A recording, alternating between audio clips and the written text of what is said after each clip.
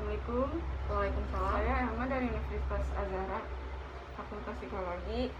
Ingin bertanya seputar ABK. Jadi Ibu kalau boleh tahu mengajar di mana ya? Saya sendiri mengajar di TK SLB Mini Bakti Rawamangun. Oh, kira-kira udah berapa tahun tuh? Kira-kira saya sudah mengajar selama setahun. Oh, berarti baru ya? Iya. Jadi gimana cara Ibu mengajar anak ABK? Jadi di sini saya jelaskan dulu. Anak berkebutuhan khusus merupakan anak yang memiliki keterbatasan fisik, mental, emosional, intelektual, dan sosial. Seperti yang kita tahu ya, mengajar anak ABK itu perlu kesabaran yang ekstra. Kita harus sangat sabar. Mengajar anak ABK kan berbeda dengan kita yang normal. Jadi penanganannya juga sangat yang berbeda. Oh, jadi gimana cara Ibu mengajar anak ABK? Nah, caranya bersikap baik dan positif. Jadi kita tuh harus pelajari dulu karakter mereka. Misalnya menanyakan pada orang tua tentang kebiasaan anak dan latar belakang pembelajaran anak itu. Yang kedua ini berbicara yang jelas dengan posisi wajah menghadap siswa. Sebagian besar anak berkebutuhan khusus hanya membutuhkan pengajaran yang baik dan jelas. Jadi sangatlah penting bagi guru di sekolah inklusif untuk berhadapan dengan anak ketika mengajar dan memberikan pemahaman pada mereka. Apa yang menyebabkan anak disabilitas? Jadi di sini saya jelaskan dulu.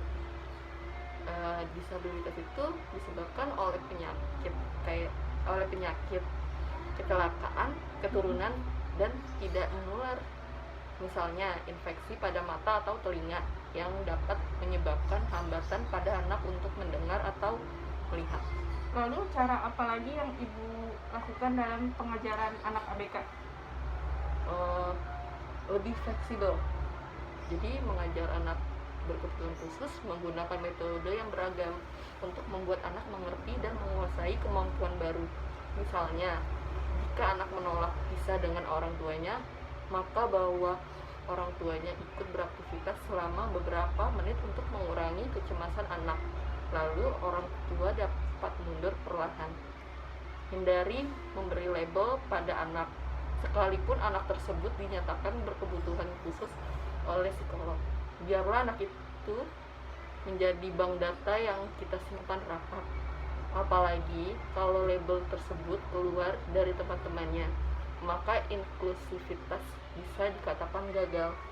Menurut Ibu, apakah anak ABK bisa sekolah di sekolahan umum? Sebenarnya bisa saja, tergantung kemampuan anak tersebut dan juga mentalnya. Apa saja golongan anak ABK? Anak-anak yang memiliki berkebutuhan khusus itu seperti tunanetra, tunarungu, tunawicara, autis, karena dia lamban dalam pembelajaran. Biasanya anak yang berkebutuhan khusus pasti butuh pendamping. Nah, bagaimana supaya nantinya anak yang berkebutuhan khusus itu lebih mandiri?